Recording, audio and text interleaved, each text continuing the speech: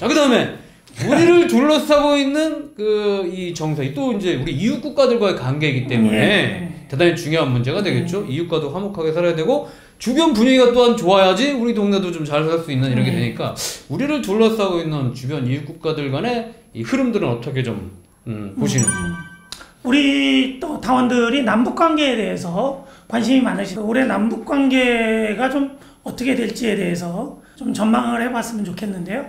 저는 일단은 얼마 전에 1월 초에 북에서 5년에 한 번씩 열리는 8차 당대회가 마무리가 되었습니다. 그래서 8차 당대회 때 언론 보도를 통해서 여러 가지 얘기가 나왔는데 저는 이제 핵심적인 거는 이제 북에서는 새로운 시기를 이제 선포했다. 새로운 시대를 선포했다. 그런 의미가 있다고 생각합니다. 지난 2011년에 김정은 위원장이 정치를 시작하고 나서 지금까지는 계승기였다라고 볼 수 있고요.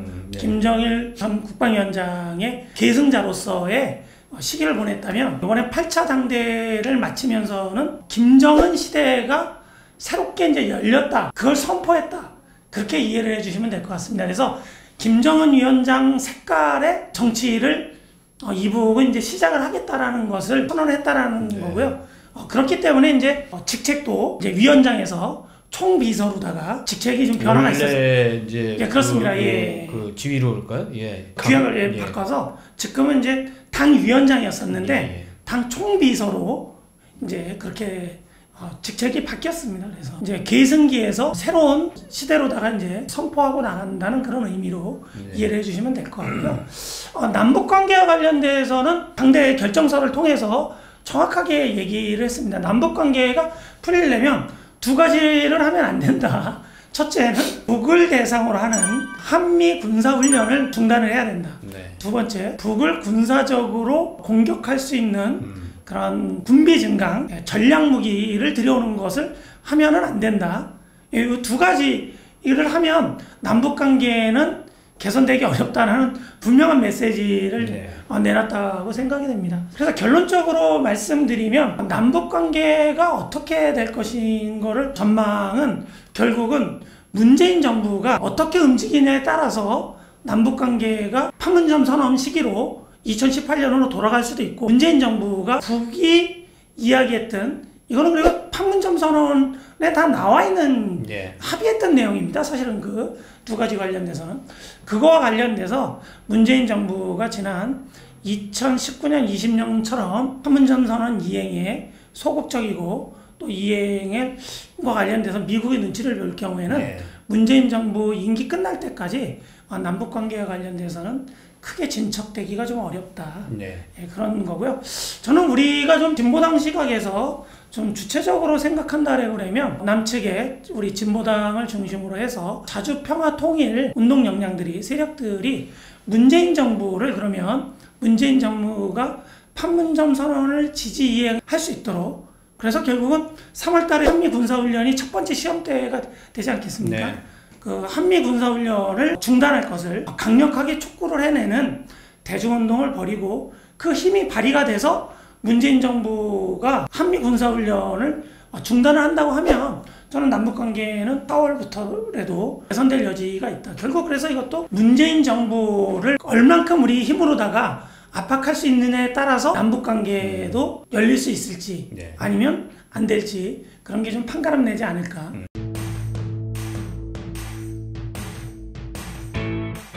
많은 분들이 미국에서 새로운 정부가 바이든 정부가 출범을 해서 과연 바이든 정부가 대북 정책과 관련돼서 어떤 포지션을 취할까에 대해서 관심을 갖고 있을 텐데요. 변화가 있다고 보세요? 우리 대변인님은 어떻게 생각을 하세요? 저는 뭐 크게 변화가 없을 것 같아서 오늘 뭐 길게 얘기할까 싶기도 하고 그렇습니다. 많은 분들이 이제 그렇게 표현을 많이 하는 오바마판에 전략적 인내가 되지 않을까라고 이제 많은 언론에서 얘기하는데요. 저는 거기에 대해서는 전체적으로 동의는 하지 않습니다. 오바마 시기 북의 전략적 위상과 지금 현재 5년이 지난 북의 전략적 국가 위상이 사실은 틀려졌습니다. 오바마 시기에는 북이 미국을 직접적으로 타격할 수 있는 전략적 무기, 전략적 군사력이 완성되지 않았던 시기였었던 거고요. 그런데 북이 2017년에 국가 핵무력 완성을 선언했지 않았습니까? 그리고 작년, 올해 거치면서 새로운 그런 핵무력을 강화하는 방향에서 핵 억제력을 갖기 위해서 전략적 위상이 좀 더 높아졌기 때문에 오바마 시기처럼 미국이 그렇게 전략적 인내를 하면서 시기를 보내기에는 미국에게 주어진 시간이 많지가 않다. 미국은 바쁘다. 시간이 가면 갈수록 북의 핵무기고는 늘어날 것이고 또 미국을 직접적으로 미국에게 위협이 될 수 있는 북의 그런 전략 무기들이 8차 당대회 때 두 가지를 결정하지 않았습니까? 핵 잠수함을 만들겠다. 그리고 미국 전역을 타격할 수 있는 전략 대륙간 탄도미사일의 정확도, 정밀도를 높이겠다.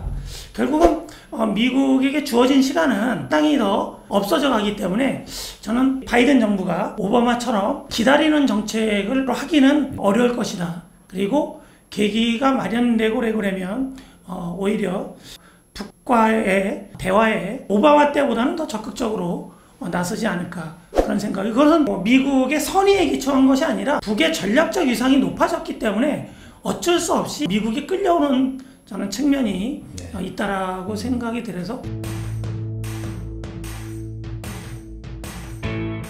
싶고요. 또 하나 볼 거는 미중 간의 대립이 상당히 이제 될 수가 있다라는 거는 뭐 많은 분들이 얘기를 하지 않습니까? 그럼 미중 간의 대립이 트럼프 정부에는 그럼 경제적 충돌이 상당히 많이 있지 않았습니까? 근데 미중 간에 지금 아시아의 패권을 둘러싼 미국과 중국의 그 대립이 격화되고 있는데 미국 같은 경우는 중국을 압사라는 고립시키는 그런 대오의 그런 흐름에 우리 남측을 같이 참여시키려는 그런 흐름을 갖고 있어서 그런 것과 관련돼서는 우리 진보 정당이 이제는 탈동맹이라는 우리의 목소리를 좀 더 분명히 내는 시기, 그리고 한미동맹에 일방적으로 끌려 들어가서는 우리나라의 어려움을 가속화시킬 수 있지 않겠습니까? 우리가 사드를 배치했을 때 중국으로부터 경제 제재를 당해서 상당한 어려움을 겪어왔고 또 그게 완전히 해소가 되지 않았지 않습니까? 그래서 이제는 우리가 진보 민중 진영에서 우리 진보당은 당론으로 탈동맹을 당론으로 가지고 있는데요. 탈동맹 중립과 관련된 목소리를 내고 사회적으로다가 영향력이 커져갔을 때 남북미 관계에서 우리가 좀 주도성을 발휘하고 일방적으로 미국에게 끌려가는 벗어날 수 있지 않을까 저는 그런 생각이 있습니다. 그래서 올해 우리 남북미 관계에서 중요한 것은 저는 탈동맹이라는 키워드라고 생각됩니다. 우리 진보 진영이.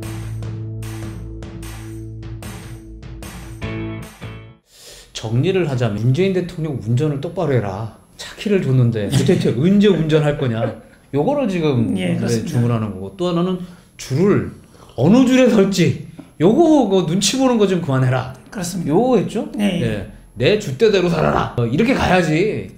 이거 저 어느 줄에서 저 줄에서. 근데 거기서 중요한 건 어쨌든 우리 진보당이 이것을 강제해야 된다. 이제 이런 거 아니겠습니까? 그죠? 어쨌든 지금 한반도와 관련돼서는 남쪽에서는 우리가 키를 쥐고 있고 운전대를 잡으면 되는 문제고, 그렇습니다. 북미 간의 관계에서도 지금 이제 예전과 다른 이런 게 오면 결국 한반도에 훈풍이 온다. 이제 이런 흐름이잖아요. 자, 거기서 우리가 어떤 역할을 하냐. 이것이 아까 말씀하셨던 대로 그 흐름대로 가냐? 아니면 새로운 역풍이 오냐? 아니면 전혀 예상하지 못한 또 하나의 제3의 바람이 오냐? 뭐 이런 거를 이제 결정짓게 되는데, 여기서 가장 중요한 역할을 해야 될 게 진보당이니만큼 우리 진보당이 세 가지를 좀 꼭 기억하셔갖고 당원들께서 지켜가서 올해 21년 힘차게 헤쳐나가서 좋은 결과를 만드는 21년이 되리라 보여지고요. 뭐 이렇게 도당 우리 신건수 위원장님한테 21년 얘기를 쭉 한번 큰 틀에서 얘기를 들어보셨는데 21년이 되게 환하게 좀 잘 보이시나요? 안 보이세요? 잘 보이신다고요? 감사합니다. 21년 새해를 열어나는 세상을 밝히는 답은 진보당 당원 여러분입니다. 자, 경기도 당돌한 뉴스 당돌이 대변인 김병원 위원장 신건수였습니다. 감사합니다.